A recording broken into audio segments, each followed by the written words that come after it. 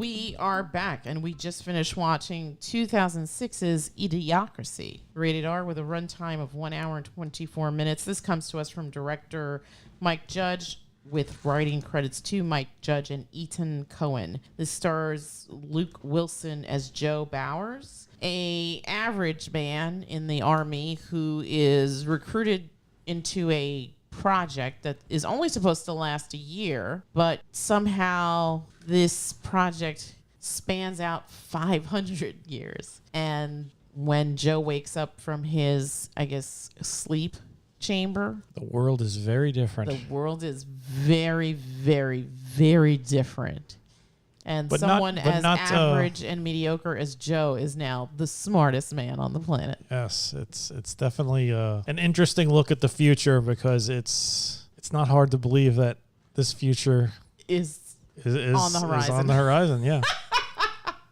I'm going to go around the table and get impressions. I'm going to start with myself. This is a film that, funny enough, I did not see in the theater, but I have caught bits and pieces of it over the years. This is the first time I'm sitting and watching it from start to finish.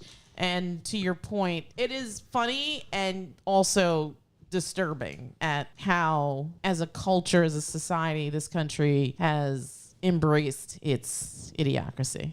Yeah, it's prescient. Yes. Yes, very much so. Very much so. The performances were all good. Owen Wilson does a really great job of being the everyman who is also just baffled at how much society has deteriorated. And they do a really great explanation in the beginning of how smart people just stopped procreating, and the worst among us were breeding like bunnies. Yeah. Yeah. So that guy's family tree just like explodes off the screen. Yeah, There's just and so many people. Some parts it felt like it was inbred. Maybe, who knows? I mean, it's possible. Hell yeah. Why not? I'm gonna turn to you, Gigi. What did you think of the film? It was fun. Yeah, not your favorite. I didn't have like a problem with it, but I don't know. Just didn't excite you. I guess not. I thought it was funny, but I probably wouldn't go around saying how I love this movie so much. It was good. It was good. It wasn't American Fiction. No. I could see kids probably not really getting as much out of it as adults would, because we've just had more life experience, and we pay more attention to like world events, and we've seen trends over like time. Yeah. And we've known that there are a plethora of very dumb people out there, and they do seem to outnumber the smart folk. And the smart folk, let's be honest, they're not that smart either. Fair. Yeah. Did you have a favorite character, G? Probably not. No? Not even Rita? No, she was funny though. And I did like at the end how she basically saves Joe. Yes, that was nice of her. Mm-hmm. But I think also because he saved her. He didn't run out on her. He wasn't a jerk to her. He was always kind and respectful to her. I mean, he was oblivious. He never caught on that she was a prostitute. No. So in that way, he's, an idiot. Yeah. Gee, what did you think of President Camacho? He was funny. Would you vote for a President Camacho? No. Thank you. Thank you for that. Did they vote in the future? I don't know. I think he was just appointed president after either that after or Camacho he was in a cage match, and that's how he came into power. I thought they elected him because he was apparently the smartest person. Or he won some kind of... No, I thought they said he was the smartest person. There's that one guy that won Secretary of something for winning like a contest or something. Yeah. I don't know how Camacho became president. I don't know if they said he was the smartest guy. Although compared to everybody else in his cabinet, he was the smartest guy. Yeah, he didn't really like slur his words or anything, right? He kind of... The other people in his cabinet were practically brain dead. Yes. I mean, the Secretary of Education was just a slack-jawed moron. Who was his half-brother, I think they said? Yeah, they said it was his half-brother. Stepbrother. Yeah, the future is terrifying. I'm going to jump over to you. Is this as satirical as something like The Boys? It's different because The Boys is just so extremely violent, and it's satirizing a piece of time that is currently affecting us right now. This is sort of satirizing what's to come, the entirety of modern life, probably since World War II, since the dawn of television and then cable. And even though it didn't exist at the time, the internet, which has like strapped a rocket to the mankind's journey into stupidity, which is funny because it was supposed to be the opposite. It was like the knowledge of the world in the palm of your hand. And what do we do? What do we do with it? We watch videos of cats and unboxings, or the Kardashians, people standing around dancing in supermarkets, or just beating each other up in supermarkets. Yeah. Seriously, ow my balls is literally, I would say, half of the internet, at least, if not more than half. Yeah. Olive G, what'd you think of the film? I thought it was good. Yeah, what'd you like about it? I thought it was funny. Yeah. Did you have a favorite character? I guess President Camacho. Yeah. Why was he funny? He was weird, to be honest. He was weird. Yeah. And it's kind of... I freak with that.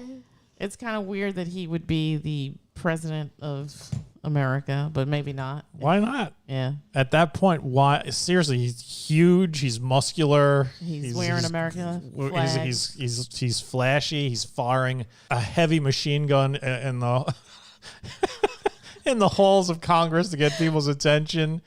He's got that hair. He comes out doing that crazy dance. 500 years has a weird name. Yeah, 500 years in the future. That's all you need. Those are your qualifications. The guns and the gun. Yeah, the guns and crazy hair. Yeah. Did you have a favorite scene, Olive G? I don't even think so. No. All right. What about when he wakes up and he goes to the hospital? That was just gross. The only clean spot is a microscopic spot on the floor where it's just clean. Yeah. And everything else is just filthy. And everything else is just disgusting. It literally, in the water fountain, even though it was like Gatorade and stuff like that, it was disgusting. Like, it's green. If I didn't know that was Gatorade, I probably think that's like disgusting water or something like that. Yeah. Brondo. Yeah, everything looked filthy. Seriously? Everything. I mean, and there's that whole trash issue, right? Right. And everything was sponsored. Yeah. Yes. Like everything. Sponsored by Carl's Jr. All their clothes had, Sweet it was just tea logos and sponsors all over their clothing. It was mostly Carl's Jr. Yeah. Lots of Carl's Jr. Lots of Brondo. Yeah. And generally the slogan for all the products was, "It's good." They're not even trying. What happened to like eating good in the neighborhood? Or like, I guess they couldn't use that in the film. Nah, too long. Yeah, it's too long. You're gonna have to remember all that. Yeah. People aren't smart in the future. I mean, it's funny, but it's depressing to think that the cuts to education will lead to something like this. It's a little scary because unintentionally, I would say every year something happens where you'll end up just seeing memes. We're one step closer to Idiocracy, and it's just the side-by-side comparison. Yeah. The RNC with Hulk Hogan, and then there's President Camacho. It's like, what is going on? Yeah. And they don't realize it. Nobody realizes it until it's like side-by-side comparison, and it's like, that happened. Yeah. It wasn't a movie. Terrifying. That happened in real life. Yes. There will be a point in time when water will be replaced with some sort of energy drink. Probably. Yeah. Yeah, for sure. I just hope they don't water the crops with it. Yeah. It's crazy. It is crazy. I mean, there is no critique here. This, again, is a comedy. Yeah. I wouldn't say it's like super hilarious either. It has its funny moments. It's, like you said, watching it now with the benefit of years behind you and seeing how much of Idiocracy has taken root, leaked its way into reality. Yeah. It's funny and terrifying. A little terrifying. Yeah.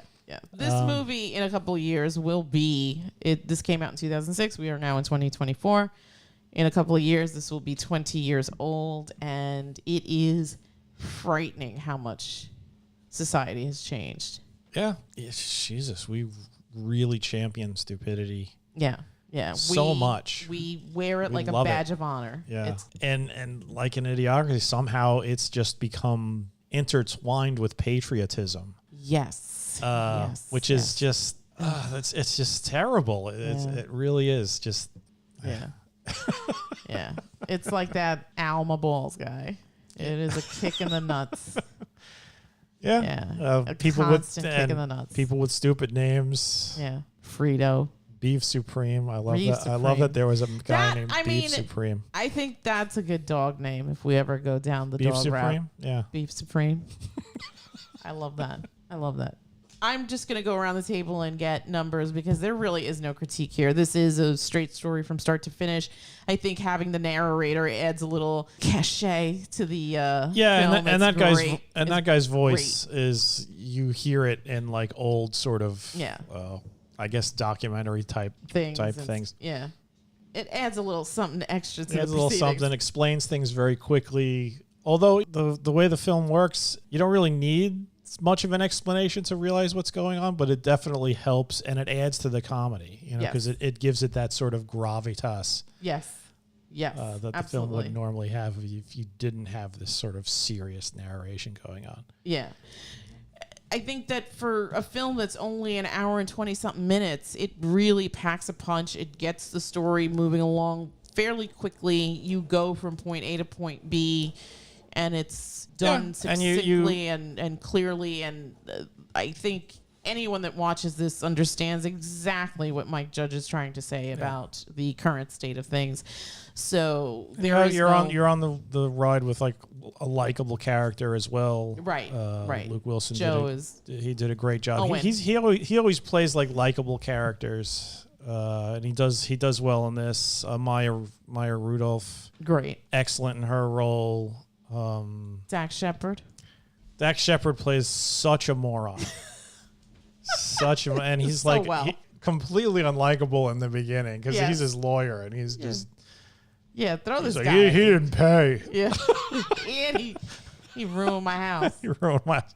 Don't bother me. I'm baiting. What? There's a whole show about masturbation. Yeah, that is ridiculous. The greatest film ever made for that year was just called Ass. And it was just an hour and a half of some butt farting. I'm about to rip one right now. Easy does it. But you got a likable protagonist. You got an interesting story. I love how he has to come in and save the day because everybody is such a blithering idiot. They're watering stuff with Brondo. I love that there's just a product called Brondo. Yes, agreed. With Thomas Hayden Church. The president of Brondo. Yeah. Costco is just this gigantic thing where the guy got his law degree, apparently. Frito. I'm assuming named after Frito-Lay. Probably. Yeah. I mean, everybody had just the dumbest names. Yeah. Camacho had a Mountain Dew in there. Another product. Yeah, that was Camacho's like second or third middle name. All businesses have somehow degenerated to the point where they're basically brothels. Yeah. Starbucks is a brothel. Yeah. H&R Block. Yeah. So, was it Fuddruckers became butt effers? They showed the evolution of the name Fuddruckers. What even was it before? It was like a Chuck E. Cheese, I think. No. Yeah, Fuddruckers was I think it was like a TGI Fridays or Applebee's sort of place. Anyway, it's an entertaining story. Yes. And like I said, it's amusing. And if you watch it and you live your life, you will eventually start seeing bits and pieces of Idiocracy throughout, poking through into reality. Yeah. It just becomes more and more as the time goes on. Especially with AI. Well, I don't even think AI has anything to do with it. No, AI. Oh my God, AI is going to help so much. Is it really? Oh yes. Yeah. What do you mean? Some kid at my school, we had this essay to do, and some kid used like ChatGPT to help him write it, and he got caught. Because he didn't fix it up.